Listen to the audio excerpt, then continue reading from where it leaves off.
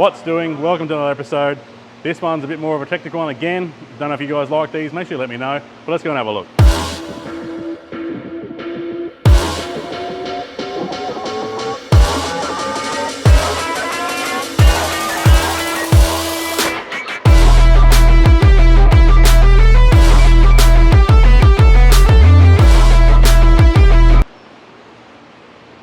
It was there.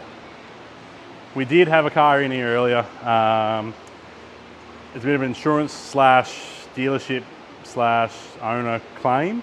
It's a car that has cracked the piston and owners tried to get warranty. Warranty said no because it has a chip, the one that plugs in the end of the rail, and a throttle controller. And so then they palm that off into insurance. Insurance are then saying, well, who's paying for this? Who's at fault? What's caused it? So we've had someone come down who is being tasked to find out what's wrong with it. I said I can run it up and we can do some data logging. So we're doing some data logging on this chip and it's quite interesting. Let's have a look. And just before we show you the details, I haven't tuned this car. This isn't the car that's blown up. This is the same model car, same year, everything's the same, so we can compare apples with apples to try and make sure we can try and prove what's going on with the car that's at fault. And we've done, I think there's like 20 or 30 runs on this car, getting data, doing load, doing speeds, collecting data on my Forescan, which is the genuine Forescan tool from Ford, to log everything in there. I may have jumped over a hit on what sort of car we're dealing with, and I've also then logged on the dyno as well. So let's have a look at the dyno. I'll show you that. The Forescan stuff's a little bit too technical. It's a bit of oscilloscope stuff and it might get above my pay grade and yours. So let's have a look. So let's start with standard, economy, cruise and sport. So they're the modes you can have. Standard was completely unplugged, so no chip at all. And we've got 122 and 420. Plug the chip in and we're going cruise mode and we've gone the economy mode and we've gone 118 and 412. So we've lost power and torque. Go to cruise mode, we've gone 116 and 421. We've lost power, but we picked up 1 Newton meter torque. We're going to sport mode, we've lost power and we've lost torque. So you've just spent $400 or $500 on a module, a couple $100 on a throttle controller. Feels super responsive because the throttle controller has been manipulated, but you've lost power and lost torque, and now you've lost your motor. Sounds like a great idea. So let's have a look here. Power lines, like I said, you can see the little bits of differences here, not much, and little bits of differences here, but power and torque, not much differences for the money you're spending. But let me give you some more data. So I'll change the screen now. It takes a little bit to swap over and change the gradings of everything. So I'll change the screens over and I'll show you some different data. Alrighty, so we've changed the data on the screen. Let's have a look and I'll explain what we've got and what it's doing. So these haven't changed, they're the same logs. I just changed the side input so you can see what's going on. So we're now gonna have boost, and that's actually my dyno reading it, not the ECU. It's actually a proper boost pressure in the manifold versus the AFR. So solid line is always the left, dotted line is always the right. So solid line of our boost, pretty much all the same, no real differences through them. A little bit less boost in sport down low and a little bit more wavy through it. Probably explain why you sort of haven't got the torque there at the start either, because you haven't got the boost, but boost wise all the same. Now look at the AFR. So I said that right hand side is the dotted line, which is your AFR. Your green is your standard, and we taper off and we always lean out in a diesel car. There's no point running stupid rich fueling up top. They get hot, they cause problems, so you're better off leaning it out. And then we go through cruise and economy. They're pretty close all the way through. And then your sport mode just drops down. This is getting down to 18s, high 17.7s, I think it is here from memory. 17.7s with a DPF in. Stupid fuel, lost power, lost torque, more fuel. I'm lost. So you're paying for a module, you're paying for a throttle controller, you're paying more for fuel, and you're losing power, and your engine's broken. I don't get it. I don't understand why you buy these chips. But I've got more data. Let's have a look. All right, so part 3, I think we're up to, where we're up to, of information. If I've lost you, let me know. I can try and write in the comments below about any questions you have. So just let me know below if you have any questions, and I can go back and get data in the future. If you want me to go back, I can try and get all this data and put some information in the comments below for you. But now we're going to talk to the fuel pressure.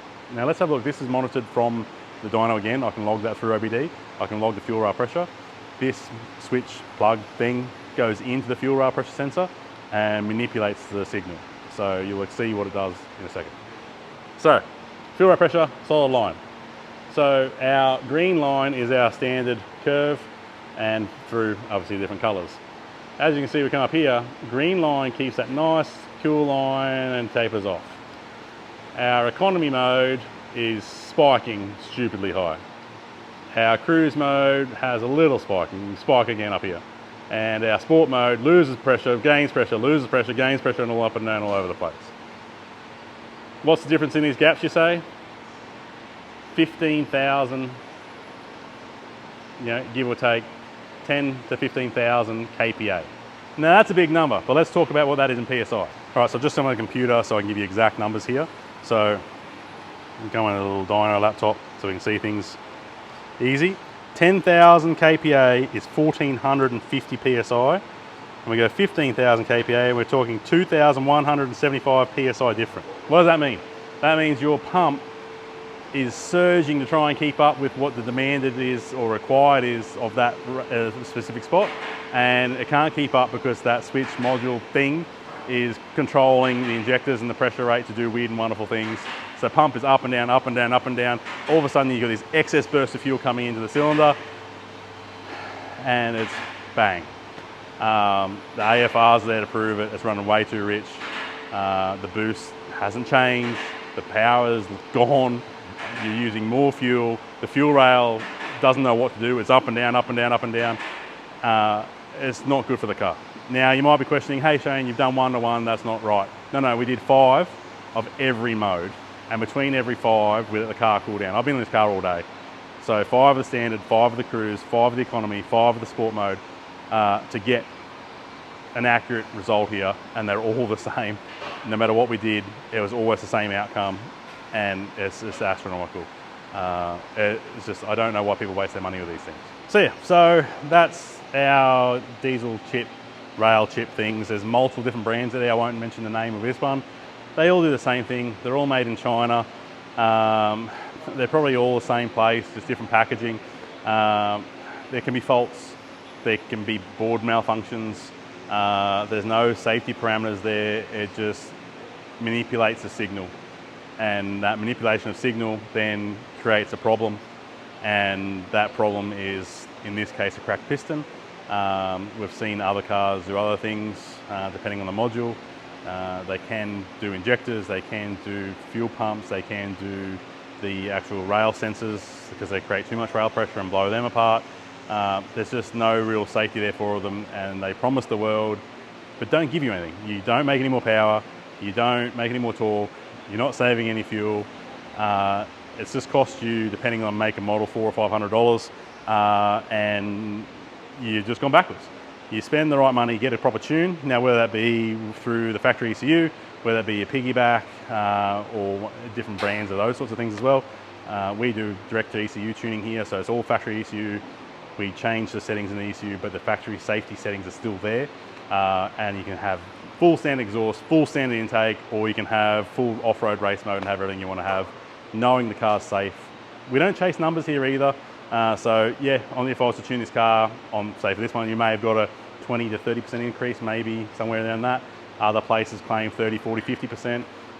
There may be time for another video. I've got it stocked away to talk about manipulation of dyno numbers, but that's another story. But chasing numbers in a factory tune is almost the same as this, where it gets dangerous and you're putting too much boost in, or you're putting too much fuel in the wrong spot, or your timing's wrong, and it creates a problem and it lunches motors. So in the whole time I've done this, I've never had a lunch motor. Nothing ever goes wrong. We keep the thing safe. Could it make more power? Yes. Could it make more torque? Yes. Have you got good fuel economy? Yes. Does the car still run? Yes. They're the better gains to have. I think you have a nice drivable car. There's another story again we can probably talk about, is how the car drives compared tuning to tuning. How does it feel? I've done a couple of tests with people that have been tuned elsewhere, and makes this stupid power, comes in here, we make the same power in a better curve, and the car drives 1,000 times better and uses less fuel. So there's a lot in behind the scenes that we can do in the ECU. These chips just manipulate the signals. Don't waste your money. save up, get a tune. Doesn't have to be with me. Go to a reputable place, Google around, ask me a question. If I know a tuner, I can tell you if they're good or not. There are some cowboys, there are some really good guys. So just make sure you do your research. Look at their Instagram, look at their socials, ask people that have their cars tuned there, are they happy, what are the results? Pretty much people don't lie about their cars. If they're happy with it, they'll tell you. So that's probably the best source. Or yes, just have a look at their results and ask questions. What's the AFRs? What's the boost levels? What can we do with this? What's your previous history with that? How many of these have you tuned? Those sorts of questions. Stay away from the chips. They're not worth the time and effort. I think that's about it. I would like to show you the car, but the car wasn't the one that failed. The car was a borrowed car, and we had to do some testing. So it doesn't matter make and model of car it is. The chips are all the same. They just have different plugs. So just stay away from the chips. Give us a call. We can tune your car for you, make it safe, make it right. Good fuel economy, good power, good torque, good tune. That's it for me, guys. Hit that like, hit subscribe, and I'll see you on the next one.